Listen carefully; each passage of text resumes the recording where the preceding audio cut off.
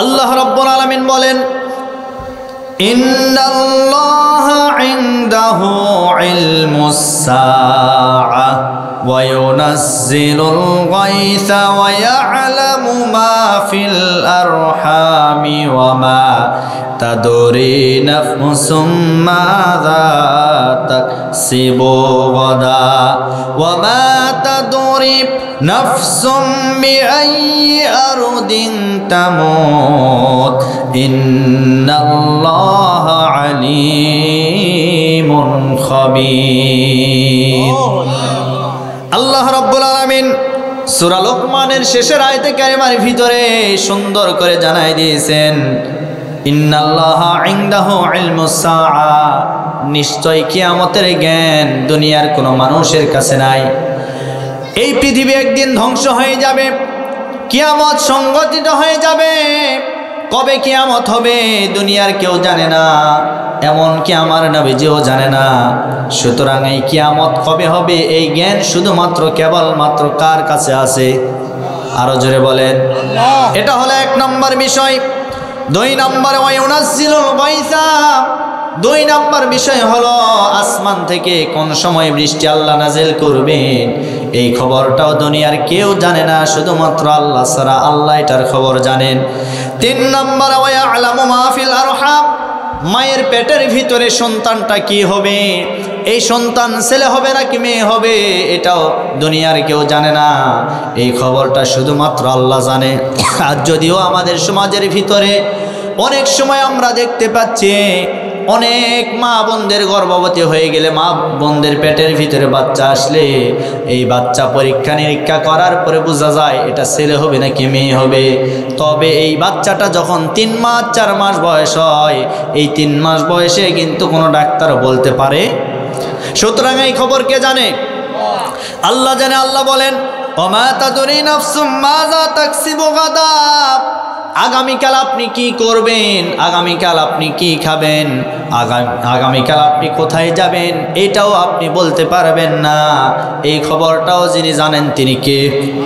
আরো জোরে বলেন।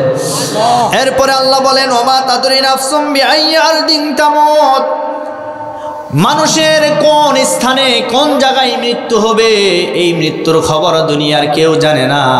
মৃত্যুর খবর শুধুমাত্র একজন জানেই, তিনি হচ্ছেন আমার আল্লাহ। বলি সুবহানাল্লাহ। এরপরে ইন্নাল্লাহা আলীমুন খাবীর, সমস্ত বিষয়ের জ্ঞান দুনিয়ার কোনো মানুষকে দেওয়া হয় নাই। এমন কিছু কিছু জ্ঞান যেই জ্ঞানগুলি গোপন করে রেখেছেন, যেমন কিয়ামতের জ্ঞান, মৃত্যুর খবরে, সব কিছুর জ্ঞান শুধুমাত্র আল্লাহর উপরে আছে, আল্লাহ শুধুমাত্র জানে। সুতরাং এই কয়েকটি বিষয়ের ভিতরে এক নম্বরে যে বিষয় কিয়ামত কবে হবে আর কিয়ামত হয়ে গেলে কি অবস্থা হবে এই সম্পর্কে আমি আলোচনা করতে চাই। কি রাজি আছেন? তাহলে আজকে আমাদের বিষয় কিয়ামতের ঘটনাগুলি, কিয়ামতে কি হবে, কি কি ঘটবে এই সম্পর্কে আমি অল্প সময় কথা বলবো ইনশাআল্লাহ। কবুল করেন বলে আল্লাহুম্মা আমিন। আমার ভাইরা, বিশ্বনবী জানাবে মুহাম্মাদুর রাসূলুল্লাহ সাল্লাল্লাহু আলাইহি ওয়াসাল্লামকে সাহাবায়ে কেরামরা প্রশ্ন করলেন, মাতাস সাআ, হে নবী কিয়ামত কবে হবে? আল্লাহ রাব্বুল আলামিন আমার নবীজির মাধ্যমে জবাব দিয়েছেন, ইয়াসআলুকান নাসু আনিস সাআতি কুল ইন্নামা ইলমুহা ইনদাল্লাহ। মানুষেরা যখন আপনাকে বলবে কিয়ামত কবে হবে, আপনি মানুষদেরকে বলুন এই জ্ঞান শুধুমাত্র আল্লাহ ছাড়া দুনিয়ার কেউ জানে না। আল্লাহ রাব্বুল আলামিন জানেন কিয়ামত কবে হবে, তবে এই পৃথিবী একদিন ধ্বংস হয়ে যাবে, কিয়ামত সংগঠিত হবে, এই ব্যাপারে কোনো সন্দেহ নাই। আল্লাহ রাব্বুল আলামিন যতগুলি ফেরেশতা সৃষ্টি করেছেন এর ভিতরে ইসরাফিল আলাইহিস সালাতু ওয়াস সালামকে রব্বুল আলামিন যেদিন থেকে দুনিয়া সৃষ্টি করে রেখেছেন সেদিন থেকে আজ পর্যন্ত কিয়ামত পর্যন্ত তাকে দাঁড় করিয়ে রেখেছেন হাতের ভিতরে একটা শিঙ্গা দিয়ে। ইসরাফিল আলাইহিস সালাতু ওয়াস সালাম আল্লাহর অর্ডার পেয়ে তিনি 2 বার ফু দিবেন। জোরে বলেন কয়বার? 2 বার ফু দিবেন। এর ভিতরে 1 নম্বরে তিনি যখন প্রথমবার ফু দিবেন তার ফুৎকারে এই পুরো পৃথিবী লন্ডভন্ড হয়ে যাবে। রব্বুল আলামিন সেই কথাটাই কোরআনে কারিমের ভিতরে সুন্দর করে জানাই দিয়েছেন, ওয়া নুফিকা ফিস সূরি ফাসাইকা মান ফিস সামাওয়াতি ওয়া মান ফিল আরদি ইল্লা মান শাআল্লাহ। এক নম্বরে যখন ফুৎকার দিবে এই পৃথিবী লন্ডভন্ড হয়ে যাবে, পৃথিবীর যা কিছু আছে সব কিছু খসে পড়বে, আসমান বিদীর্ণ হয়ে যাবে, জমিনটা ওলটপালট হয়ে যাবে। এই পৃথিবীর সমস্ত মানুষগুলিকে এমনভাবে কিয়ামতের একটা সাউন্ড দেওয়া হবে, অর্থাৎ ওই কিয়ামতের ওই ফুৎকারে, ইসরাফিল আলাইহিস সালাতু ওয়াস সালামের ফুৎকারে প্রত্যেকটা মানুষের এই কানের পর্দাগুলি ফেটে যাবে, কানের পর্দাগুলি ফেটে যাবে। আজ আমরা সমাজের ভিতরে বিভিন্ন সাউন্ড শুনতে পাই, বিভিন্ন আওয়াজ আমাদের কানে চলে আসে, যে আওয়াজগুলি আমাদের কাছে অনেক সময় বিরক্তিকর মনে হয়। কিয়ামতে আল্লাহ রব্বুল আলামিন ইসরাফিল আলাইহিস সালাতু ওয়াস সালামের মাধ্যমে যখন কিয়ামত সংগঠিত করবেন, তিনি যখন ফুৎকার দিবেন, এই ফুৎকারে আমাদের কানের পর্দাগুলি ফেটে যাবে, মানুষ পঙ্গপালের মতো হয়ে যাবে। আমার ভাইরা, শুধু তাই নয়, ভূমিকম্প শুরু হয়ে যাবে। আজ আমার বাংলাদেশেও বিভিন্ন সময় আমরা দেখতে পাই ভূমিকম্প সংগঠিত হয়। এই ভূমিকম্প যখন হয় দেখবেন আপনার বাড়িঘর যা আছে সব কিছু কিন্তু নাড়া দিয়ে ওঠে। এটা শুধুমাত্র এই দুনিয়ার ভূমিকম্প, আর এই ভূমিকম্পের একটা পরিমাপ আছে, কিন্তু আল্লাহ যেই দিন ভূমিকম্প দিবেন সেই ভূমিকম্পের কিন্তু কোনো পরিমাপ। আমার প্রিয় বন্ধুগণ, শুধু তাই নয়, রব্বুল আলামিন সুন্দর করে জানাই দিয়েছেন, ইয়া আইয়ুহান নাসু তাকু রাব্বাকুম ইন্না জালজালাতাস সাআতি শাইউন আযীম। হে মানুষেরা, তোমরা আল্লাহকে ভয় করো, আর তোমরা সেই দিনকে ভয় করো যেই দিন ভূমিকম্প শুরু হয়ে যাবে, এই পৃথিবী প্রকম্পিত হয়ে যাবে, সেই দিনকে তোমরা ভয় করো। ইসরাফিল আলাইহিস সালাতু ওয়াস সালাম যখন ফুৎকার দিবেন, ফুৎকারে পৃথিবীটা লন্ডভন্ড হয়ে যাবে। আল্লাহ বলেন, ইযা জুলজিলাতিল আরদু জিলজালাহা, এই পুরো পৃথিবী প্রকম্পিত হতে থাকবে। এই পৃথিবীর যত বিল্ডিং আছে, যত ঘর বাড়ি আছে, সব কিছু একটা ফুৎকারে সব কিছু ভেঙে চুরে চুরমার হয়ে যাবে, সব কিছু সমান হয়ে যাবে। শুধু তাই নয়, আল্লাহ রব্বুল আলামিন এই পৃথিবীটাকে কেমনভাবে ধ্বংস করবেন সেই কথাটাও রব্বুল আলামিন সুন্দর করে জানাই দিয়েছেন। ফাইযা নুফিখা ফিস সূরি নাফখাতুন ওয়াহিদা ওয়া হুমিলাতিল আরদু ওয়াল জিবালু ফাদুক্কাতা দাক্কাতান ওয়াহিদা। আল্লাহ রব্বুল আলামিন বলেন, ইসরাফিল আলাইহিস সালাতু ওয়াস সালাম যখন একটা ফুৎকার দিবেন, এই পৃথিবীটাকে আসমানে উঠায় নেবেন, আসমানটাকে নিচের দিকে নামায় নেবেন, অর্থাৎ পৃথিবী আর আসমান যখন একসঙ্গে ঘর্ষণ লেগে যাবে, এই ঘর্ষণ লাগার কারণে পুরো পৃথিবীটা একেবারে উলট পালট হয়ে যাবে, আসমান ফেটে যাবে, আসমানের তারকাগুলি সব কিছু খসে পড়বে, সব কিছু ধ্বংস হয়ে যাবে। আমার ভাইরা, ওই কিয়ামতের ময়দানে এমন একটি ভয়াবহ দৃশ্য তৈরি হয়ে যাবে, ওই কিয়ামতের দৃশ্য আমরা কিন্তু কোনোদিন দেখি নাই। কথা বলেন ঠিক কিনা? সেই কিয়ামত আমাদের সামনে আসে না নাই? আরো জোরে বলেন, আসে না নাই? আমার প্রিয় বন্ধুগণ, আল্লাহ রাব্বুল আলামিন সূরা মুজাম্মিলের ভিতরে বলেন, ইয়াউমা তারজুফুল আরদু ওয়াল জিবালু ওয়া কানাতিল জিবালু কাসিবাম মাহিলা, পাহাড়গুলি তুলার মতো উড়তে থাকবে। আমার ভাইরা, এই পৃথিবীটাকে স্থির রাখার জন্য আল্লাহ রাব্বুল আলামিন বিভিন্ন পাহাড় আমাদের জন্য সেট করে দিয়েছেন, কিন্তু যেদিন ইসরাফিল আলাইহিস সালাতু ওয়াস সালাম সিংহায় ফুৎকার মারবেন, সেই দিন কিন্তু পাহাড়গুলি তুলার মতো উড়তে থাকবে, সমুদ্রের পানিগুলি শুকিয়ে যাবে। কোন কোন হাদিসের ভিতরে এসেছে, ইসরাফিল আলাইহিস সালাতু ওয়াস সালাম যখন ফুৎকার মারবেন, সমুদ্রের ভিতরে আগুন জ্বালিয়ে দেওয়া হবে, যে আগুনে সমুদ্রের পানিগুলি শুকিয়ে যাবে। এমন একটা ভয়াবহ দিন তৈরি হয়ে যাবে। আমার ভাইয়েরা, আমার প্রিয় বন্ধুগণ, রব্বুল আলামিন আরো কিয়ামত সম্পর্কে কোরআনে কারীমের ভিতরে সুন্দর করে জানাই দিয়েছেন এই কিয়ামত যেদিন সংগঠিত হয়ে যাবে, 2 নম্বরে হযরত ইসরাফিল আলাইহিস সালাতু ওয়াস সালাম আবার সিংহায় ফুৎকার দিবেন। 1ম নম্বরে ফুৎকার দেওয়ার কারণে এই পৃথিবীর সব কিছু ভেঙে চুরে চুরমার হয়ে যাবে। আর 2 নম্বর ফুৎকার দেওয়ার কারণে কি হবে এবার শুনেন। রব্বুল আলামিন বলেন সুম্মা নুফিখা ফীহি উখরা ফাইযা হুম কিয়ামুন ইয়ানজুরুন। দ্বিতীয় ফুৎকারে মানুষগুলি উঠতে থাকবে পঙ্গপালের মতো। কিয়ামতের মাঠে যাওয়ার জন্য তারা দৌড়াইতে থাকবে। সেই কিয়ামতের মাঠে চলে যাবে, মানুষের পরনে কোনো কাপড় থাকবে না। মানুষের পরনে কি থাকবে না? মানুষের পরনে কোনো কাপড় থাকবে না, মানুষ উলঙ্গ হয়ে যাবে। আম্মা জান আয়েশা সিদ্দিকা রাদিয়াল্লাহু তাআলা আনহা প্রশ্ন করেছিলেন, ইয়া রাসূলুল্লাহ, আপনি বলেছেন যে কিয়ামতের মাঠে মানুষেরা উলঙ্গ হয়ে যাবে, মানুষের শরীরে কাপড় থাকবে না, এটা তো লজ্জার ব্যাপার।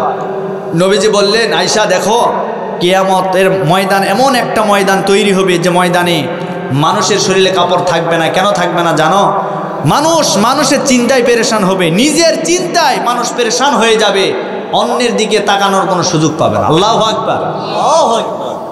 সবাই আমরা নিজের চিন্তায় ব্যস্ত থাকব। কিন্তু আজ আমার সমাজের ভিতরে দেখবেন, আমরা যারা দুনিয়াতে বসবাস করছে, আমরা আমাদের চিন্তা করি না, আমরা চিন্তা করি আরেকজনার। ওই দেখি আব্দুল করিম, বাপরে বাপ, বছরে বছরে দেখি 2 বিঘা করে জমি কিনে, এরপরে বগুড়া শহরে জায়গা জমি করছে, মানে এটা দেখে তার সহ্য হয় না। এরকম আছে না নাই? তার মানে নিজের চিন্তা করে না, নিজে কি করবে ওই চিন্তা নাই, ওর ধান্দা শুধু আরেকজন কেন বড় হবে। এর নাম হিংসা। এর নাম কি বলেন তো? আচ্ছা, এই হিংসা আমাদের সমাজে আছে না নাই? আছে, আছে। একটা ঘটনা মনে পড়ে গেল, বলবো। একটা কৃষক মাঠে কাজ করতে গেছে, এমন সময় আপনার ওই যে আগে গরুর যে লাঙ্গল ছিল না, লাঙ্গলের ফালের উপরে একটা পাথর ঘষা লেগেছে। পাথর কথা বলে, ডাক দিয়ে বলেন, মালিক কি চাই? বলে কি চাই? মানে বলে, হ্যাঁ, আপনি যা চাইবেন সেটাই পাবেন, তবে শর্ত হলো আপনি যদি 10 টাকা চান আপনার 10 টাকা হবে, পাশের বাড়ি যে আসর কিন্তু 20 টাকা হবে। তখন মালিক চিন্তা করে, দরকার নাই, কষ্ট করে পাথর পেলাম, এ কুদরতি পাথর, বাড়িতে নিয়ে গেছে। নিয়ে যাওয়ার পরে তার স্ত্রীকে ডাক দিয়ে বলেন, প্রাণের স্ত্রী, এই যে কুদরতি পাথর দিলাম, এটা রেখে দিও যত্ন সহকারে, তবে খবরদার এটা যেন কোথাও ঘষা না লাগে। এই কথা বলার পরে এবার স্ত্রী চিন্তা করে, আপনি দেখবেন একটা জিনিস খেয়াল করবেন, মহিলা মা বোনদের একটি অভ্যাস, আপনি যে কথা বলবেন এটা কাউকে বলবা না, ও যতক্ষণ না বলবে ওর পেটের ভাত হজম হবে না। এই কথা ঠিক? এটা হলো মহিলা মা বোনদের একটি অভ্যাস। তো তিনি মনে মনে ভাবলেন যে এটা ঘষা দেওয়া লাগে কেমনে, আগে তুমি মাঠে যাও, ওটা আমার ভালো করে জানা আছে। এবার স্ত্রী করলেন কি, স্বামী যখন চলে গেলেন মাঠে, পাথর নিয়ে আসলেন, নিয়ে আসার পর পাথর ঘষা দিয়েছে, পাথর কথা বলা শুরু করে দিয়েছে। ডাক দিয়ে বলেন, মালিক কি চাই? বলে কি চাই মানে? বলে, হ্যাঁ, আপনি যা চাইবেন সেটাই পাবেন। বলে কি চাই মানে? এই যে দেখো না কুড়ে ঘর, সারা জীবন কুড়ে ঘরের ভিতরে থাকলাম, একতলা বাড়ি চাই। এখন নিয়ম হলো তার যদি একতলা হয়, পাশের বাড়ি যা আছে ওর কয়তলা? কথা বলেন না কেন? ওর 2 তালা। এখন এর একতলা হয়েছে, ওর 2 তালা হয়েছে, বাড়ি হয়ে গেছে। কৃষক মাঠ থেকে আসছে, বাড়িতে আসার পরে দেখে তার বাড়ি নাই। কি ব্যাপার?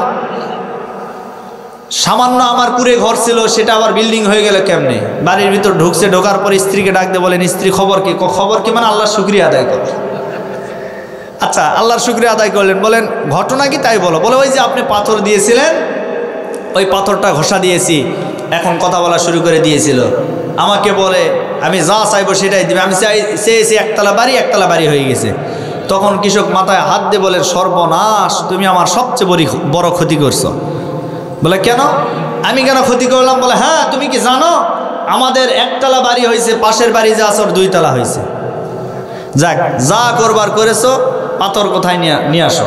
পাথর নিয়ে আসা হলো, যাওয়ার পরে পাথর ঘষা দিয়েছে। ডাক দিয়ে বলেন, মালিক কি চায়? বলে কি চায় মানে? বোঝো না, একটা চোখ বন্ধ করে দাও। এখন নিয়ম হলো তার যদি একটা পাশের বাড়ি যা আছে ওর কয়টা হবে?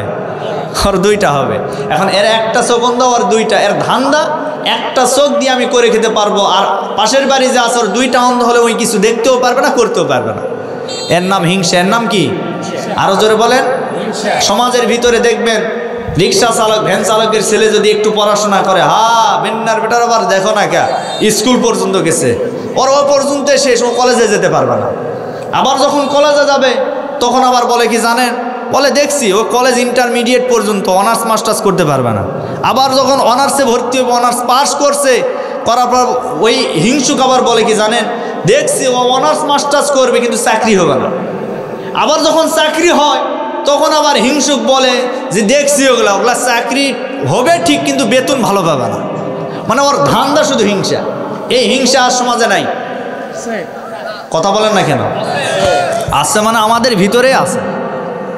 একজন একটু ভালোভাবে করে খাবে, আরেকজন আর সহ্য হয় না। সুতরাং এই হিংসা এগুলি থাকা যাবে। কিয়ামতের ময়দানে সবাই নিজেদের চিন্তায় থাকবে, কেউ কারো দিকে তাকাবে না। আমার ভাইয়েরা, কিয়ামত যখন সংগঠিত হয়ে যাবে, কিয়ামত সংগঠিত হয়ে যাওয়ার পরে আমার প্রিয় বন্ধুগণ, সমস্ত মানুষগুলি কিয়ামতের ময়দানে আল্লাহর সামনে দণ্ডায়মান হয়ে যাবে। ওই কিয়ামতের ময়দানে রব্বুল আলামিন দুটি দল করে দিবেন মানুষদেরকে, ফারিকুম ফিল জান্নাতি ওয়া ফারিকুম ফিস সাঈদ। কিয়ামতের ময়দানে রব্বুল আলামিন দুটি দল করে দিবেন, একটা দল হবে জান্নাতি আর একটা দল হবে জাহান্নামী। জান্নাতি দল যারা হবে, বিশ্বনবী মুহাম্মদুর রাসূলুল্লাহ সাল্লাল্লাহু আলাইহি ওয়াসাল্লাম এই জান্নাতি দল মানুষদেরকে নিয়ে সর্বপ্রথম জান্নাতের গেটে গিয়ে জান্নাতের গেটটা তিনি উদ্বোধন করবেন। জান্নাতের গেটে যাওয়ার পরে নবীজি যখন দাঁড়িয়ে থাকবে, ফেরেশতারা জিজ্ঞাসা করবে, মান আনতা, আপনি কে? নবীজি বলবেন, আনা মুহাম্মদ, পড়েন সাল্লাল্লাহু আলাইহি ওয়াসাল্লাম, আমি হচ্ছি মুহাম্মদ, আখির জামানার পয়গম্বর। এইবার ফেরেশতারা ডাক দিয়ে বলেন, আহলান সাহলান মারহাবান ইয়া রাসূলুল্লাহ, ইয়া হাবিবাল্লাহ, আপনার অপেক্ষায় তো আমরা বছরের পর বছর অপেক্ষমান হয়ে আছি। আপনার জন্য আমরা জান্নাত সুন্দর করে প্রস্তুত করে রেখেছি। আসুন আসুন, আপনি জান্নাতটা উদ্বোধন করুন। রব্বুল আলামিন আমাদের নবী বিশ্বনবী মুহাম্মদুর রাসূলুল্লাহ সাল্লাল্লাহু আলাইহি ওয়াসাল্লামকে দিয়ে সর্বপ্রথম জান্নাতটা উদ্বোধন করবেন। সুবহানাল্লাহ। নবীজি যখন জান্নাতের গেটে যাবেন, যাওয়ার পরে জান্নাতের গেটে দাঁড়ানোর পরে ফেরেশতারা যখন এইভাবে কথোপকথন শেষ হয়ে যাওয়ার পরে ফেরেশতারা যখন অনুমতি দিবেন, অনুমতি দেওয়ার পরে হাত দ্বারা জান্নাতের গেটটা ওপেন করা লাগবে না। জান্নাতের গেটটা সেন্সর ডোরের মতো তৈরি করা হয়েছে। আজ আমাদের সমাজের ভিতরে বিভিন্ন বাড়িতে আপনি তাকায় দেখবেন সেন্সর টেপ তৈরি করা হয়েছে, অর্থাৎ টেপের নিচে হাত দিবেন পানি পড়বে, হাত সরাবেন পানিটা আর পড়বে না। জান্নাতের গেটটা ওইভাবে তৈরি করা হয়েছে। জান্নাতের গেটের সামনে আপনি দাঁড়াবেন, জান্নাতের গেটটা এমনি এমনি ওপেন হয়ে যাবে। নবীজি তার উম্মতদেরকে নিয়ে জান্নাতের ভিতরে প্রবেশ করবেন। কিয়ামতের মাঠে শুধুমাত্র প্রত্যেকটা নবী এবং রাসূলেরা নিজের চিন্তা করবে, আর আমার আপনার নবী বিশ্বনবী মুহাম্মদুর রাসূলুল্লাহ সাল্লাল্লাহু আলাইহি ওয়াসাল্লাম শুধুমাত্র উম্মতে মুহাম্মাদের জন্য চিন্তা করবে, উম্মতের চিন্তা করবে। এই উম্মতদেরকে নিয়ে জান্নাতে প্রবেশ করবেন। জান্নাতে চলে গেল, এখন আরেকটা দল বাকি থাকলো, সেই দলের নাম কি? কথা বলেন না কেন? এইবার জাহান্নামীদের খেলা শুরু হয়ে যাবে। জাহান্নামীদেরকে নিয়ে রব্বুল আলামিন খেলা শুরু করবেন। সেই খেলাটা হলো ফাইনাল খেলা। আল্লাহু আকবার। সেই খেলার নাম কি? আজও আমাদের সমাজে খেলাধুলা আছে না নাই? আছে, মানে অনেক নেতারা বলতো আসেন খেলা হবে। আজকে কোথায় তারা? আসেন আমরাও তো আপনাদেরকে নিয়ে খেলতে চাই, কিন্তু আজকে তো প্লেয়ার পাওয়াই যাচ্ছে না। আজকে প্লেয়ার নাই। জান্নাত ওই কিয়ামতের ময়দানে রব্বুল আলামিন জাহান্নামীদেরকে নিয়ে ফাইনাল খেলা শুরু করবেন। সেই খেলাটা এবার কিভাবে হবে শোনেন। জান্নাতি যারা হবে কিয়ামতের মাঠে জান্নাতীদেরকে সামনে থেকে রব্বুল আলামিন ডান হাতে আমলনামা দিবেন, আর যারা জাহান্নামী হবে তাদেরকে পিছন দিক দিয়ে বাম হাতে আমলনামা দিবেন। পিছন দিক দিয়ে যখন বাম হাতে আমলনামা দিবেন, আমলনামা হাতে পাওয়ার পরে এই জাহান্নামী গাদ্দারেরা বড় আফসোস করতে থাকবে, বড় কান্না করতে থাকবে, কষ্ট পেতে থাকবে। হায় হায়, আজকে আমার হাতে কোন আমলনামা ধরিয়ে দেওয়া হয়েছে। জাহান্নামের ওই গাদ্দারকে যখন আমলনামা হাতে ধরিয়ে দেওয়া হবে, জাহান্নামের ওই গাদ্দার তখন আফসোস করে বলবে, হায় হায়, আজকে কোন আমলনামা আমার হাতে ধরিয়ে দেওয়া হয়েছে, বড় আফসোস করতে থাকবে। কোরআনে কারিমের ভিতরে সেই কথাটা সুন্দর করে জানাই দিয়েছেন, ওয়া আম্মা মান উতিয়া কিতাবাহু ওয়ারাআ যাহরিহি ফাসাউফা ইয়াদউ সুবুরা ওয়া ইয়াসলা সাঈরা। আমলনামা হাতে পাওয়ার পরে বড় আফসোস করতে থাকবে, আজকে যদি আমলনামা আমার হাতে না দেওয়া হতো, আজকে আমার জন্য আগের মৃত্যুটাই বড় ভালো ছিল। এরপরে তারা আরো আফসোস করতে থাকবে, ওয়া আম্মা মান উতিয়া কিতাবাহু বিশিমালিহি ফায়াকুলু ইয়া লাইতানি লাম উতা কিতাবিয়া ওয়া লাম আদরি মা হিসাবিয়া ইয়া লাইতাহা কানাতিল القاضية ما أغنى عني مالية هلك عني سلطانية। জাহান্নামের ওই গাদ্দার বড় আফসোস করতে থাকবেন, আজকে যদি আমার আমলটা সহজ করা হতো, আরে আমলের খাতা যদি আজকে আমার হাতে না ধরিয়ে দেওয়া হতো, আমার জন্য কতই না ভালো হতো। এইরকম আফসোস করতে থাকবে, আফসোস করে কোনো লাভ হবে না। রব্বুল আলামিন ডাক দিয়ে বলবেন জাহান্নামের গাদ্দার, ইকরা কিতাবাকা কাফা বিনাফসিকাল ইয়াউমা আলাইকা হাসিবা।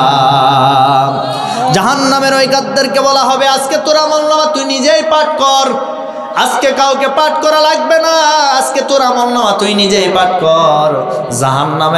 জাহান্নামের ওই গাদ্দারেরা আমলনামা নেওয়ার পরে আমলনামা যখন পাঠ করতে থাকবে, বড় আফসোস করতে থাকবে, হায় হায়, আজকে দুনিয়াতে নামাজ পড়ি না, সেই পাপও আছে এর ভিতরে, সুদ খেয়েছি, সুদের পাপও আছে, ঘুষ খেয়েছি, ঘুষের পাপও আছে, অন্যায়ভাবে একটা মানুষের জায়গা জমি দখল করে নিয়েছি, সেই পাপটা তো আজকে আমলনামায় দেখতে পাচ্ছি।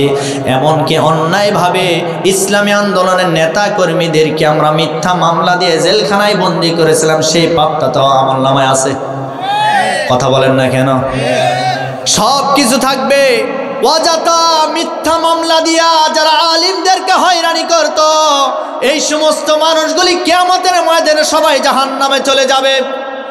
কেউ তাদেরকে রক্ষা করতে পারবে না, কেউ তাদেরকে হেফাজত করতে পারবে না। তার কারণ হলো আজকে দুনিয়াতেই পারে না, আর তো কিয়ামত অনেক দূরের কথা। আজকে তারা যদি পারতো, তাহলে তাদের নেতার কর্মীদেরকে এইভাবে বাংলাদেশে রেখে তারা ভারতে গিয়ে অবস্থান নিতে পারতো না। আজকে তারাই তো পারে নাই। অথচ আপনি লক্ষ্য করে দেখেন, ইতিহাস সাক্ষী, এই বাংলাদেশে কোনো নেতা, কোনো কর্মী, এমনকি যারা দল করে, কেউ বাংলাদেশ ছেড়ে পালিয়ে যায় নাই।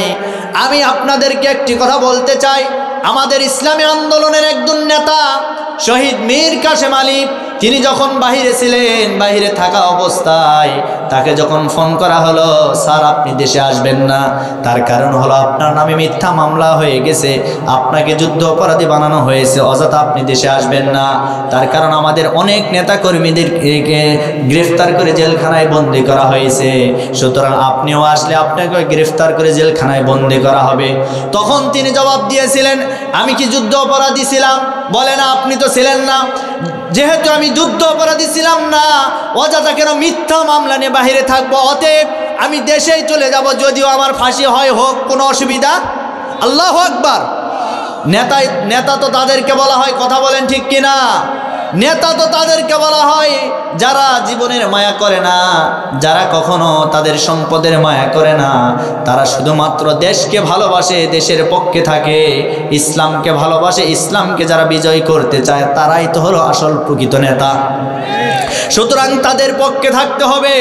তাদের পক্ষে থেকে আমরা আগামীতে এমন একটি বাংলাদেশ গড়তে চাই, এই বাংলাদেশের ভিতরে স্বাধীনতার 56 বৎসর পার হয়ে গেছে, আজ পর্যন্ত কোনো নেতা এবং কর্মীদেরকে আমরা দেখলাম না যারা এই দেশের ভিতরে ক্ষমতা পাওয়ার পরে ইসলামকে বিজয় করছে, ইসলামকে কায়েম করছে, আল্লাহর আইন চালু করেছে, আমরা দেখি নাই। সুতরাং আমরা চাই আগামীতে আল্লাহর আইন চালু হোক, কোরআন দিয়ে রাষ্ট্র পরিচালনা হোক, আলিম ওলামা রাষ্ট্র পরিচালনা করুক, এটা কি আমরা চাই? কারা কারা চাই? দুটি হাত তুলে আল্লাহকে দেখায়। তাকবীর, আল্লাহু আকবার। আল কোরআনের আলো, আল হাদিসের আলো, নারে তাকবীর, আল্লাহু আকবার। আমার ভাইরা, সময় সংক্ষেপের জন্য সংক্ষেপ করে আপনাদেরকে বলতে চাই, কিয়ামতের মাঠে এইবার এই জাহান্নামের গাদ্দারেরা বড় আফসোস করতে থাকবে। আফসোস করে কোনো লাভ হবে না। অবশেষে আল্লাহকে ডাক দিয়ে বলেন, রব্বুল আলামিন, আপনি যে আমলনামা হাতে ধরিয়ে দিয়েছেন, এই আমলনামায় আমরা দেখতে পাচ্ছি আপনার ফেরেশতারা ভুল করে অন্য কারো আমলনামা আমাদের হাতে দিয়েছে। আমার কথা কি বুঝছেন? কি বলবে তারা? এটা আমাদের না, অন্য কারো আমলনামা ভুল করে দিয়েছে। আচ্ছা বলেন তো, আল্লাহর কাছে মনে প্রমাণ নাই? কি কথা বলেন না কেন? আজকে দুনিয়ার জমিনে আপনি লক্ষ্য করে দেখেন, আপনার বাড়ির যখন দলিল একটা হারিয়ে যায়, এই দলিলটা মূল ভলিউম বই আছে না নাই? মূল জায়গায় গিয়ে দলিলটা খুঁজে পাওয়া যায়। আজকে দুনিয়াতে যদি এটা খুঁজে পাওয়া যায়, তাহলে আল্লাহর আদালতে মনে হয় আল্লাহর কাছে মূল কোনো দলিল নাই। আল্লাহর মূল দলিল আছে। সেই দলিলটা কি? আজকে দুনিয়াতে রব্বুল আলামিন আমাদের জন্য মূল দলিল ফিট করে দিয়েছেন। দুই কান্দে দুইটা ফেরেশতা আছে না নাই? রব্বুল আলামিন বলেন, কিরামান কাতিবিনা ইয়ালামুনা মা তাফআলুন। আছেন আমার মুক্তার, আছেন আমার বারিস্টার, আছেন আমার মুক্তার, আছেন আমার বারিস্টার। শেষ বিচারের হাইকোর্টেতে তিনি আমায় করবেন পার। আমরা পাপী, আল্লাহ জামিনদার। আমরা পাপী, আল্লাহ জামিনদার। মনের ঘরে তালা দিয়া চাবি লয়া আছেন সায়। আমি অধম সাধ্য কি তার হুকুম সারা বাইরে যায়, হুকুম সারা বাইরে যায়। মনরে হে দুই কান্দে দুই মোহরি লিখিতেছেন ডায়েরি, দুই কান্দে দুই মোহরি লিখিতেছেন ডায়েরি। দলিল দেখা রায় দিবেন, টাকা পয়সার নাই কারবার। আমি পাপী, আল্লাহ জামিনদার। আমি পাপী, আল্লাহ জামিনদার। আমরা পাপী, আল্লাহ। আল্লাহু আকবার। আল্লাহ রব্বুল আলামিন দুই কান্দে দুইটা মোহরি ফিট করে দিয়েছেন। আমরা ভালো করলেও সেইটা লিপিবদ্ধ করছেন, খারাপ করলেও সেটাও লিপিবদ্ধ করছেন। সুতরাং আল্লাহর আদালত থেকে পালানোর কোনো রাস্তা আমাদের সামনে আর থাকবে না। আজকে দুনিয়ার আদালতে যে মামলাগুলি হয়, সেই মামলাগুলি দেখবেন হিয়ারিং হয়, শুনানি হয়, মামলার হাজিরা দিতে হয়, এরপরে মামলার রায় হয়, অনেক কার্যক্রম থাকে। কিন্তু আল্লাহর আদালতে কোনো হিয়ারিং হবে না, মামলার শুনানি হবে না। সরাসরি আল্লাহ হাকিম হয়ে জাহান্নামের গাদ্দারদের বিচার করবেন। আল্লাহর আদালত থেকে বাঁচা যাবে না। সুতরাং আপনি যা করছেন হিসাব অনুযায়ী করুন। এই পৃথিবী আমাদের জন্য চিরস্থায়ী না। এই পৃথিবীতে আমরা এসেছি, একদিন আবার সবাইকে চলে যেতে হবে। যেই দিন আমরা চলে যাব, সেই দিন কিন্তু আমরা সবাই খালি হাতে চলে যাব। আমরা যত টাকা পয়সা যা কিছু করি না কেন, একটা বার আপনি লক্ষ্য করে দেখুন, আপনার যেই দিন মৃত্যু হয়ে যাবে, মৃত্যুর দিনে আপনি 5 তলা ফ্ল্যাটের উপরে মারা গেছেন, রাত্রি 12টা বাজে। এই রাত 12টার দিকে ওই 5 তলা ফ্ল্যাট থেকে কিন্তু আপনাকে নিচে বারান্দায় রাখবে। বারান্দায় রাখার পরে আপনার শরীরের উপরে পাতলা একটা পুরাতন চাদর দিয়ে মোড়ানো হবে। শুধু তাই নয় আমার ভাইরা, সকাল হয়ে যাবে, মসজিদের মাইকে ঘোষণা হয়ে যাবে, আব্দুল সাত্তারের ছেলে আব্দুল মালিক দুনিয়া থেকে বিদায় নিয়ে চলে গেছে। পাড়া প্রতিবেশী সবাই আপনাকে দেখতে আসবে। আপনার আত্মীয় স্বজন, আপনার স্ত্রী, সন্তান সন্ততি আপনার চেহারা দেখবে আর হাওমাও করে কাঁদতে থাকবে। আপনি কোনো কিছু বলতে পারবেন না। আপনার গোসলটা হয়ে যাবে। গোসল হওয়ার পরে আপনার এই দেহটা সাদা কাফনের কাপড় দ্বারা এমনভাবে চকলেটের মতো পেঁচানো হবে। আমার ভাইরা, একটাবার কি আপনি লক্ষ্য করে দেখেছেন শেষ দিনটা আপনার কত ভয়াবহ হবে? আপনি সারাটা জীবন ইমামের পিছনে মুসল্লি হয় ইক্তেদা করেছেন, নামাজ আদায় করেছেন, কিন্তু আপনার যেদিন জানাজার নামাজটা সম্পন্ন হয়ে যাবে আপনি আর ইমামের পিছনে থাকবেন না, আপনাকে কিন্তু ইমামের সামনে রাখা হবে। ইমাম থাকবে পিছনে, মুসল্লিরা থাকবে তার পিছনে। এইভাবে আপনার জানাজার নামাজটা সম্পন্ন করার পরে আপনাকে নিয়ে যাওয়া হবে অন্ধকার বাঁশবাগান গাছবাগানের দিকে, যেই দিকে মানুষ দিনের বেলাও যাইতে বড় ভয় পায়, এমন একটা জায়গায় আপনাকে রেখে আসা হবে। আমার ভাইরা, এই জন্য যা করবেন হিসাব অনুযায়ী করার দরকার আছে না নাই? আরো জোরে বলেন, দরকার আছে না নাই? আমার ভাইরা, ওই যে জাহান্নামের গাদ্দারেরা এইবার বলবেন রব্বুল আলামিন আপনার ফেরেশতারা এগুলি মনে হয় ভুল করে অন্য কারো দিয়েছে, এটা আমাদের কোনো আমল নামা না। এইবার আল্লাহ বলবেন ও জাহান্নামের গাদ্দার, ভুল করে দেয় নাই, ভুল করে দেয় নাই। আল্লাহ রাব্বুল আলামিন মূল দলিলটা সামনে দিয়ে দিবেন, দেওয়ার পরে বলবেন দেখো তো ওইটার সাথে এইটার সাথে মিল আছে কিনা। জাহান্নামের ওই গাদ্দারেরা তখন প্রথম আর দ্বিতীয়টার সাথে মিলাবেন, সম্পূর্ণ হুবহু মিলে যাবে। যখন মিল হয়ে যাবে জাহান্নামের গাদ্দারেরা তখন বলবেন আল্লাহ আমরা বুঝেছি এটা আমল নামা আমাদের ঠিক আছে, কিন্তু আপনার ফেরেশতারা আমাদের সম্পর্কে যা লিখেছে সব মিথ্যা কথা লিখেছে। নাউজুবিল্লাহ যারা বলেন। আমার ভাইরা, এই কথা যখন বলবেন, বলেন তো আল্লাহর প্রমাণের আর কোনো জিনিস নাই? আছে, আছে। রব্বুল আলামিন প্রমাণ করবেন, শোনেন। আল্লাহ রাব্বুল আলামিন বলেন ওয়া কুল্লা ইনসানিন আলজামনাহু তাইরাহু ফি উনুকি ওয়া নুখরিজা লাহু ইয়াওমাল কিয়ামাতি কিতাবান ইয়ালকাহু মানশুরা। আল্লাহ বলেন এই পৃথিবীর জমিনে প্রত্যেকটা মানুষের গলার নিচে আমি একটা করে সিসি ক্যামেরা ফিট করে দিয়েছি। আমরা মানুষ, আমার গলার নিচে একটা সিসি ক্যামেরা আছে, আপনাদের গলার নিচেও কিন্তু একটা সিসি ক্যামেরা আছে। আজকে দুনিয়ার জমিনে সিসি ক্যামেরার হাত থেকে কিন্তু কেউ রেহাই পায় না। কোনো মানুষের বাড়িতে যদি সিসি ক্যামেরা লাগানো থাকে আর কোনো চোর যদি রাত 12টার দিকে চুরি করতে ওই বাড়িতে প্রবেশ করে, সকালবেলা সিসি ক্যামেরা চেক করলে চোরটা ধরা পড়ে। আচ্ছা বলেন তো দুনিয়ার যে সিসি ক্যামেরাটা তৈরি করেছে কে? আল্লাহ করছে? কে করছে বলেন তো ভাই?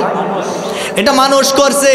আচ্ছা দুনিয়াতে এই মানুষ সিসি ক্যামেরা তৈরি করার পরে এই সিসি ক্যামেরার হাত থেকে যদি সে রক্ষা যদি পেতে না পারে, আল্লাহ যে সিসি ক্যামেরা তৈরি করেছে সে আল্লাহর সিসি ক্যামেরার হাত থেকে কি আমরা রক্ষা পাবো? আরো জোরে বলেন। সুতরাং আমরা কেউ রক্ষা পাবো না। রব্বুল আলামিন যখন এই সিসি ক্যামেরাটা বের করে জাহান্নামের ওই আসামির হাতে যখন উঠায় দিবে, দেওয়ার পরে সিসি ক্যামেরার ভিতরে সব কিছু ভিডিও আকারে রব্বুল আলামিন বের করে দেখাবেন। এই ভিডিও আকারে যখন ওই জাহান্নামের গাদ্দার দেখতে পাবেন, দেখার পর আল্লাহ বলবেন এই জাহান্নামের গাদ্দার আর তোর কোনো কথা চলবে না। তখন ওই জাহান্নামের আসামির মুখটা আল্লাহ রাব্বুল আলামিন বন্ধ করে দিবেন। মুখটা বন্ধ করে দেওয়ার পরে জাহান্নামের ওই আসামির তখন হাত কথা বলবেন, পা কথা বলবেন। রব্বুল আলামিন সূরা ইয়াসিনের ভিতরে সুন্দর করে জানায় দিয়েছেন আল-ইয়াওমা নাখতিমু আলা আফওয়াহিহিম ওয়া তুকাল্লিমুনা আইদিহিম ওয়া তাশহাদু আরজুলুহুম বিমা কানু ইয়াকসিবুন। কিয়ামতের ময়দানে রব্বুল আলামিন প্রত্যেকটা বান্দার মুখটা বন্ধ করে দিবে। বান্দার হাত কথা বলবে, বান্দার পা কথা বলবে। এই হাত দ্বারা কোন কোন মানুষের গায়ে আঘাত করেছেন, হাত কিয়ামতের ময়দানে জবাব দিবে। এই হাত দ্বারা কোন কোন ভালো ভালো মানুষদের নামে মিথ্যা মামলা দিয়া ফাঁসির রায় দিয়া ফাঁসির কাস্টে ঝুলিয়েছেন, কিয়ামতের ময়দানে আপনার হাত আপনার বিপক্ষে চলে যাবে। এই হাত দ্বারা কোন কোন মানুষকে আপনি অন্যায়ভাবে আঘাত করেছেন, মেরেছেন। এই হাত দ্বারা কোন মানুষের বাড়িতে আপনি চুরি করেছেন, ডাকাতি করেছেন।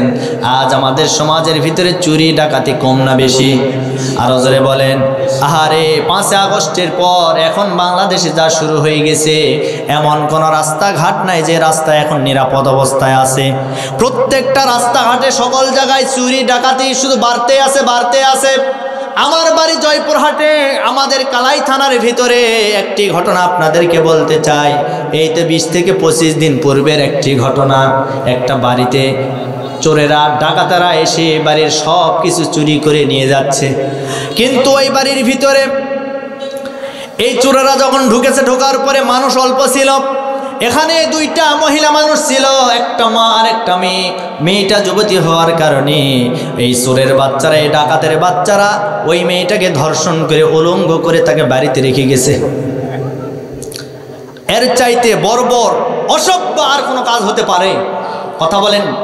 হ্যাঁ, আজকে এই জন্য কি আমাদের দেশ স্বাধীন হলো? যেই দেশের ভিতরে আমাদের জীবনের কোনো নিরাপত্তা নাই, আমাদের সম্পদের কোনো নিরাপত্তা নাই, আজকে সেই দেশের ভিতরে আমরা প্রশাসনকে বলতে চাই, আপনারা কি বসে বসে আঙ্গুল মুখে দিয়েছেন? আপনাদের কাজ কি? আপনাদের কাজ হলো জনগণের জান এবং মালের নিরাপত্তা দেওয়া। কথা বলেন ঠিক কিনা? এতদিন জালিমের পক্ষে কাজ করেছেন, এখন থেকে বাংলাদেশের জনগণের পক্ষে কাজ করতে হবে। কথা বলেন ঠিক কিনা? সুতরাং আজকে পুলিশ প্রশাসনদেরকে আমরা বলতে চাই, নিরপেক্ষ হয়ে জনগণের সেবা করুন। এই সমস্ত চোর আর ডাকাতদেরকে গ্রেফতার করে অবশ্যই আইনের আওতায় আনতে হবে। আর নতবা যদি না পারেন, চাকরি ছেড়ে দিয়ে বাড়িতে গিয়ে রিক্সা চালায় খান, আপনার মতো দরকার নাই। কি কথা ঠিক আছে? আপনার দায়িত্ব জনগণের নিরাপত্তা দেওয়া। কিন্তু আমরা কোথায় নিরাপত্তা পাচ্ছি? আপনাদের এলাকায় ডাকাতি আছে না নাই? সকল জায়গায় ডাকাতি শুরু হয়ে গেছে, সব জায়গায় ডাকাতি শুরু হয়ে গেছে। সুতরাং সব বন্ধ হয়ে যাবে একটি বিধান কায়েমের মাধ্যমে। কথা বলেন না কেন? সবাই বলেন, সবাই বলেন। সব বন্ধ হয়ে যাবে। আজ আমার দেশের ভিতরে যদি একটা চোরের আইন যদি কার্যকর হয়, চোর চুরি করলে হাত কেটে দাও, এই হাত কেটে দেওয়ার আইন যদি আজকে বাংলাদেশে কায়েম হয়, আর বাংলাদেশে বাইতুল মোকাররম মসজিদের সামনে একটা চোরের চুরি করার অপবাদে যদি একটা হাত কেটে দেওয়া হয়, পরের দিন থেকে বাংলাদেশে যত ছেঁচড়া চোর আছে সমস্ত চোরেরা তারাইয়ের মতো সোজা হয়ে যাবে। একটা জিনার যদি এই দেশের ভিতরে যদি বিচার করা হয়, একটা ধর্ষণের যদি বিচার করা হয়, পরের দিন থেকে বাংলাদেশে যত ধর্ষক আছে সমস্ত ধর্ষক, ধর্ষণ করা তো দূরের কথা, তাদের স্বপ্নদোষ পর্যন্ত বন্ধ হয়ে যাবে। এই আইন কি আমরা চাই? জোরে বলেন চাই। কারা কারা চায়? আরেকটি বার হাত তুলে আল্লাহকে দেখায়।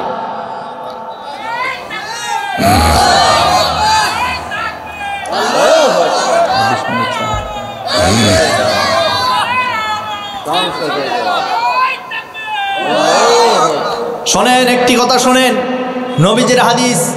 নবীজি বলেন, শেষ জামানার ভিতরে আমার কোনো উম্মত যদি একটা সুন্নতকে জিন্দা করতে পারে, মৃত সুন্নত, ওই উম্মতের আমল নামায় 100 গলা কাটা শহীদের সওয়াব আল্লাহ দান করবেন। আরো জোরে বলেন সুবহানাল্লাহ। আজ বাংলাদেশ স্বাধীন হয়ে গেছে।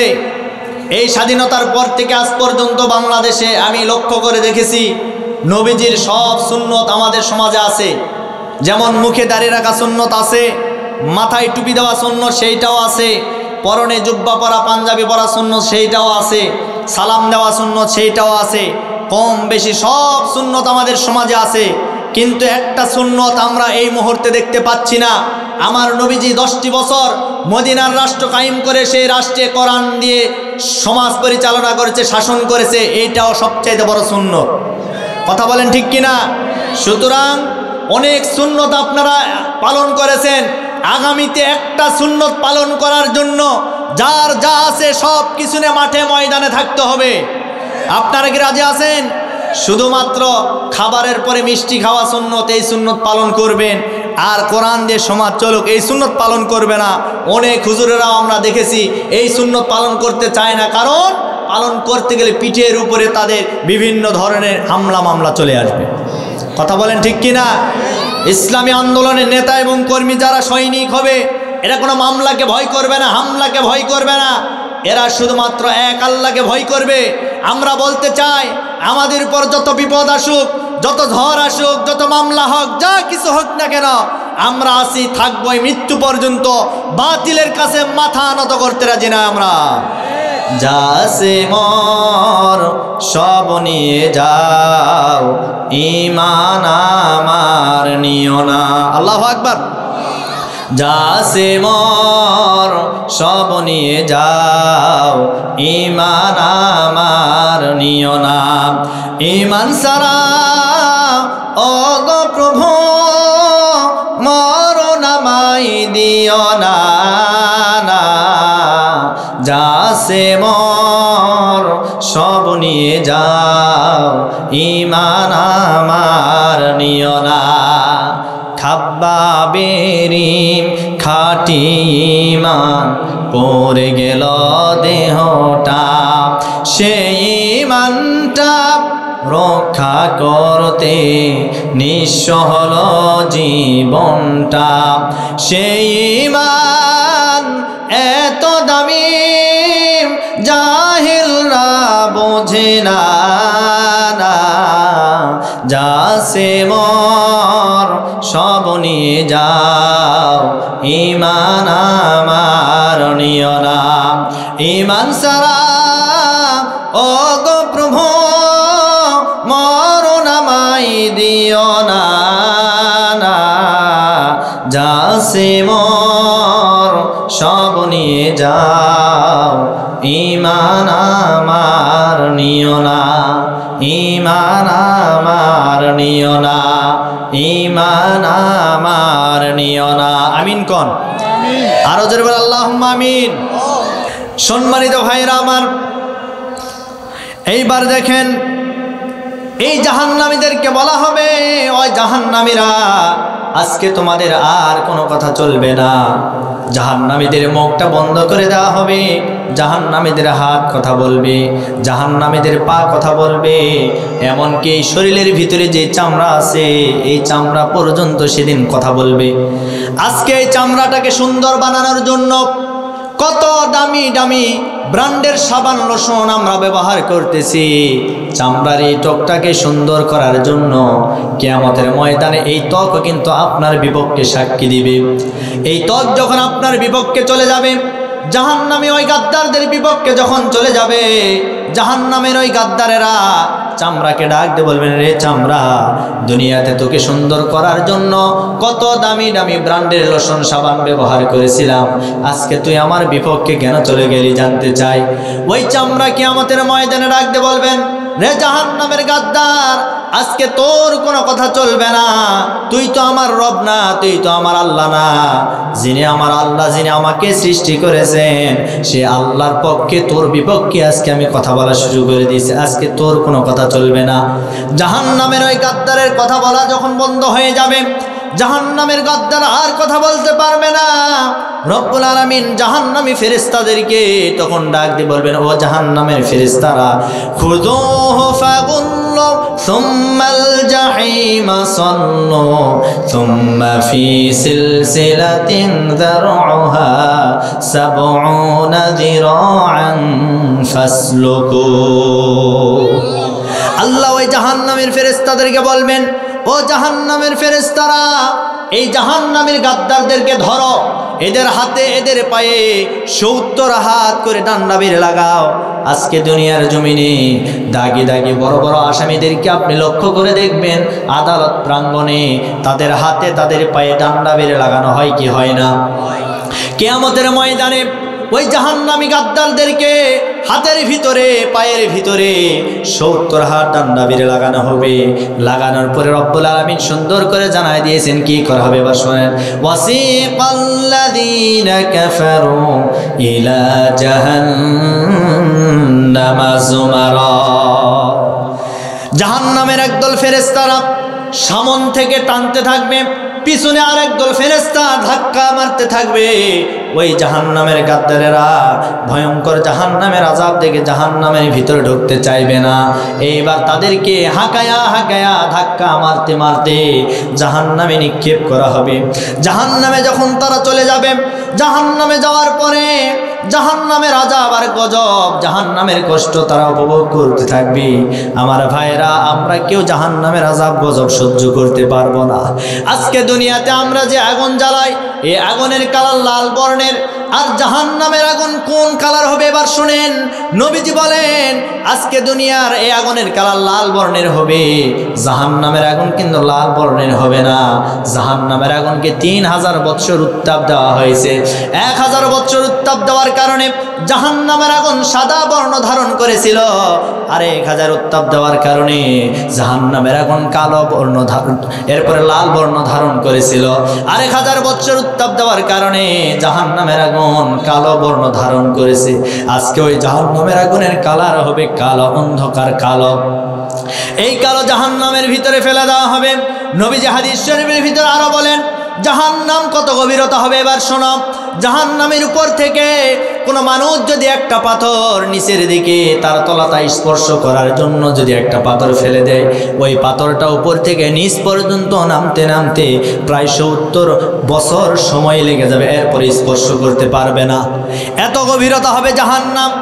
এরপরে জাহান্নামের আগুন, জাহান্নামের গর্জন কেমন হবে, জাহান্নাম কাদের জন্য অপেক্ষা করছে, রব্বুল আলামিন সুন্দর করে জানাই দিয়েছেন, ইন্না জাহান্নামা কানাত মিরসাদা লিত্তাগিনা মাআবাল লাবিসিনা ফিহা আহকাবা। জাহান্নাম হচ্ছে একটি ফাঁদ, আসামিদেরকে ধরার জন্য জাহান্নাম পেতে আছে। এই জাহান্নামীদেরকে এই জাহান্নামের ভিতরে যখন নিক্ষেপ করা হবে, জাহান্নামীদের শরীরের ভিতরে আমার ভাইরা, আমার প্রিয় বন্ধুগণ, আগুনের পোশাক পরিধান করে দেওয়া হবে। রব্বুল আলামিন সুন্দর করে জানাই দিয়েছেন, ফাল্লাযীনা কাফারু কুত্তিআত লাহুম সিয়াবুম মিন নারি ইউসাব্বু মিন ফাওqi রুউসিহিমুল হামিম। জাহান্নামীদেরকে আগুনের পোশাক পরিধান করে দেওয়া হবে। আজকে দুনিয়ার আগুন জাহান্নামের আগুন এক নয়। আজকে দুনিয়ার আগুন আমাদের চামড়ার ভিতরে লাগলে চামড়া পুড়ে যায়, আর জাহান্নামের আগুন চামড়ায় লাগলে, জাহান্নামের আগুন চামড়া যখন স্পর্শ করবে, এই চামড়াতে লাগার পরে সাথে সাথে আমাদের কলিজা পর্যন্ত পুরে সারকার হয়ে যাবে।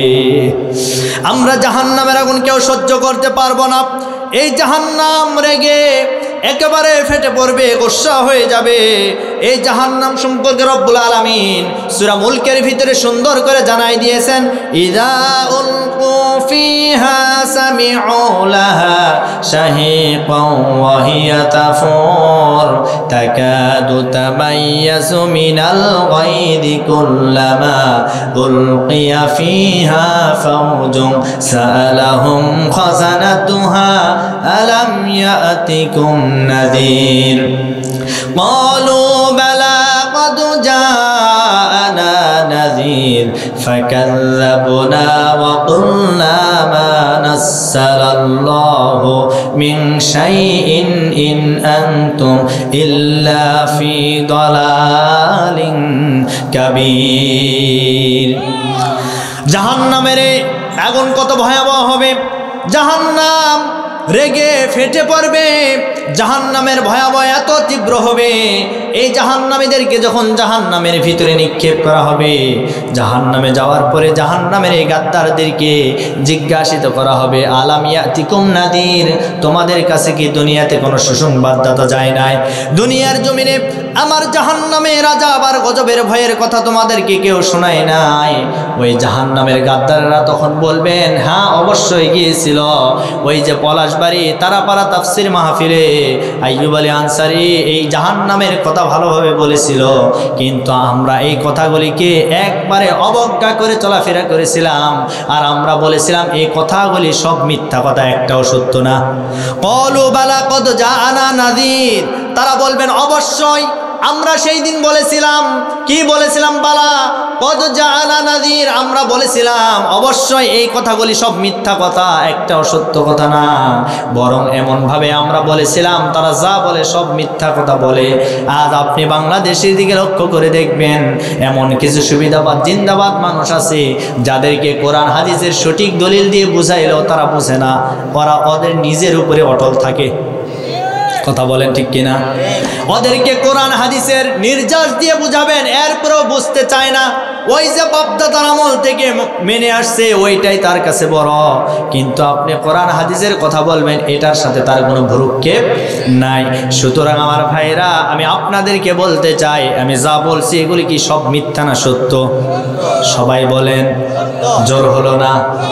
আরো জোরে। এগুলি সব সত্য কথা, একটাও মিথ্যা কথা না। আমার প্রিয় বন্ধুগণ, কিন্তু কিয়ামতের ওই জাহান্নামের ভিতরে যাওয়ার পরে জাহান্নামের গাদ্দারেরা বলবেন তারা যা বলেছিল সব মিথ্যা কথা বলেছিল। আমার ভাইরা, এই বিশ্বাস তাদের ভিতরে থাকবে। আজও আমার সমাজের ভিতরে আমরা যারা কোরআন হাদিস থেকে বলতেছি আল্লাহর আইনকে মানুন, আল্লাহর আইন কায়েম করুন, আল্লাহর আইনের পক্ষে থাকুন, এরপরে একদল মানুষ দুনিয়ার পদ পদবি পাওয়ার জন্য দেখবেন এগুলিকে মিথ্যা বলে, শুধুমাত্র দুনিয়ার স্বার্থ পাওয়ার জন্য। আমি আপনাদেরকে বলতে চাই, আমরা দুনিয়ার স্বার্থ চাই না, আমরা আখিরাতের স্বার্থ চাই। কথা বলেন। আজকে আপনি লক্ষ্য করে দেখেন, এই বাংলাদেশের ভিতরে আমার তো মনে হয় অধিকাংশ দলগুলি যারা রাজনীতি করে তারা দুনিয়াতে কিছু টাকা পয়সা পাওয়ার জন্য করে, কিন্তু আমরা এমন রাজনীতি করি যে রাজনীতি দুনিয়াতে টাকা পাওয়া তো দূরের কথা, নিজের ইনকামের টাকা আরো দলকে দিতে হয়। কথা বলেন, কথা বলেন। সেই রাজনীতি আমরা করি। একজন বলেছিল একটি কথা আপনাদেরকে, আমি কি বলবো? সেই কথাটা হলো, এই বাংলাদেশে যদি নিজের পকেটের টাকা দিয়ে যদি দল পরিচালনা করা লাগতো আর যদি রাজনীতি করা লাগতো, তাহলে বাংলাদেশ জামাতে ইসলাম ছাড়া অন্য কোনো দলকে আর রাজনীতির ময়দানে খুঁজে পাওয়া যেত না। কথা বলেন ঠিক কিনা? সুতরাং স্বার্থ যেখানে, বাঙালি স্বার্থ নাই, বাঙালিও নাই। কিন্তু আমরা বলতে চাই আমরা নিঃস্বার্থ কাজ করে যাচ্ছি, আমরা আল্লাহর পক্ষে কাজ করে যাচ্ছি। অনেকে বলে তোমরা তো ক্ষমতায় আসতে পারবা না, তোমরা এটা করতে পারবা না, তোমাদের দলে কোনো লোক নাই।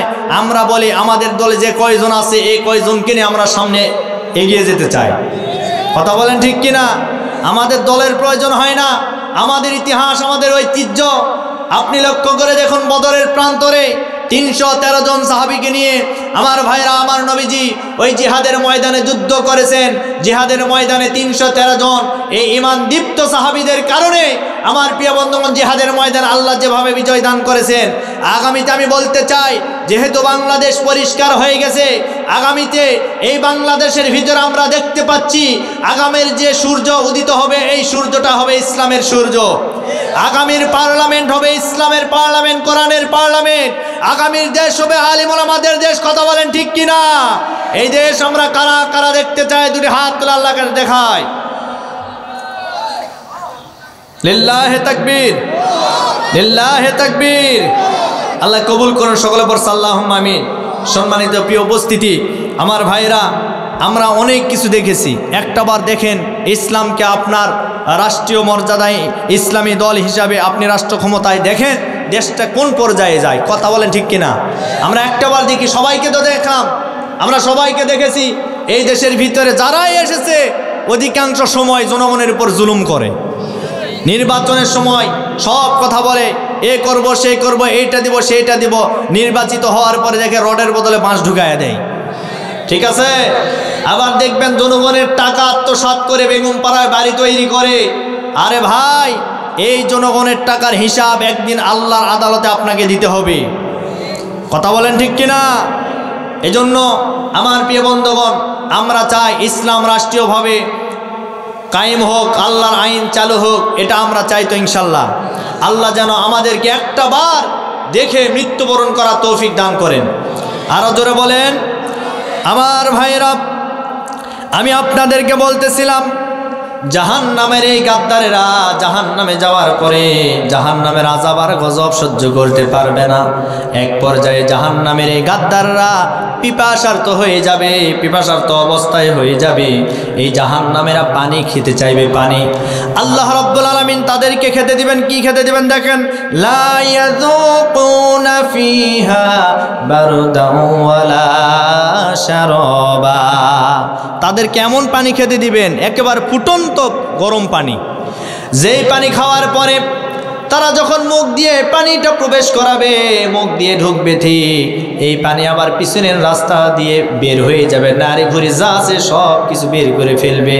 জাহান্নামের এই গাদ্দারদেরকে আরো খেতে দেওয়া হবে। কি খেতে দেওয়া হবে? জাক্কুম ফল খেতে দেওয়া হবে। এমন যাক্কুম ফল, যেই ফলটা খেতে পারবে না, সামনের দিক দিয়েও আসতে পারবে না, পিছনের দিক দিয়েও যেতে পারবে না, তাদেরকে কাঁটাযুক্ত ফল খেতে দেওয়া হবে। জাহান্নামীরা যখন কাঁটাযুক্ত ফল খাবে, এই কাঁটাযুক্ত ফল খাওয়ার পরে তাদের গলায় আটকায় যাবে, গলা থেকে বের হতেও চাইবে না, আবার গলার নিচেও যেতে চাইবে না। এরকম আযাব আর গজব এই জাহান্নামীদেরকে কিন্তু ভোগ করতে হবে। জাহান্নামীরা অবশেষে এত কিছু দেখার পরে, এত কিছু সহ্য করার পরে তারা যখন লক্ষ্য করে দেখবে জাহান্নাম নিচের দিকে হবে, জান্নাতটা হবে উপরের দিকে, তারা যখন লক্ষ্য করে দেখবে হায় হায় ওই যে তারা পাড়ার সেই আব্দুল আলিম আজকে সে জান্নাতের ভিতরে কত চমৎকার চমৎকার ফল মূল খাচ্ছে। এই জান্নাতীদেরকে যখন তারা দৃষ্টিটা নিক্ষেপ করবে, দেওয়ার পরে বলবেন ভাই আজকে তোমরা জান্নাতে চলে গেছো, আমরা জাহান্নামে আসলাম, আজকে তোমরা কত সুন্দর সুন্দর ফল খাও, আজকে তোমরা কত সুন্দর সুন্দর খাবার খাও, এই ফলগুলি যদি আমাদেরকে একটু খেতে দাও তাহলে আমরা আমাদের ক্ষুধাটা নিবারণ করতে পারবো। তখন ওই জান্নাতি বান্দারা জবাব দিয়ে বলবেন ওয়ানাদা আসহাবুন নারি আসহাবাল জান্নাতি আন আফিদু আলাইনা মিনাল মাই আও মিম্মা রাযাকাকুমুল্লাহ ক্বালু ইন্নাল্লাহা হাররামাহুমা আলাল কাফিরিন।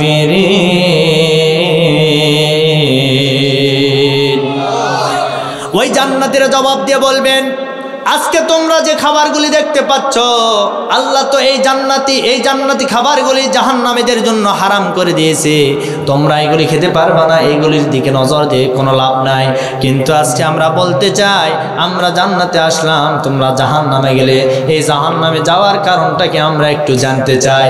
ওই জাহান্নামেরা তখন জবাব দিয়ে বলবে জাহান্নামে আসার অন্য কোনো কারণ নয়, জাহান্নামে আসার মূলত অপরাধ ছিল আমাদের 5টা। আওয়াজ দিয়ে বলেন কয়টা? আরো জোরে বলেন। 5টা অপরাধ ছিল। এই 5টা অপরাধের ভিতরে রব্বুল আলামিন প্রথম নাম্বার অপরাধের কথা জানায় দিয়েছেন, ক্বালু লাম নাকু মিনাল মুসাল্লিন ওয়া লাম নাকু নুতঈমুল মিসকিন ওয়া কুন্না নাখুদু মাআল খাইদিন ওয়া কুন্না নুকাযযিবু বিয়াউমিদ্দিন। জাহান্নামে যাওয়ার যতগুলি অপরাধের দরকার, এর ভিতরে 1 নম্বর অপরাধ হলো কেউ যদি নামাজ না পড়ে, সে যত বড় হাজি হোক গাজী হোক, সে জাহান্নামী। কি কথা বলেন? সুতরাং জাহান্নামে যাওয়ার জন্য যে অপরাধগুলির দরকার, 1 নম্বর বেনামাজি। এখন আপনি যা করেন, জাহান্নামে গেলে আপনাকে বোঝা লাগবে আপনি নামাজ পড়েন নাই। এখন আপনি যদি জাহান্নাম থেকে বাঁচতে চান তাহলে অবশ্যই আপনাকে 5 ওয়াক্ত নামাজ পড়ার দরকার আছে না?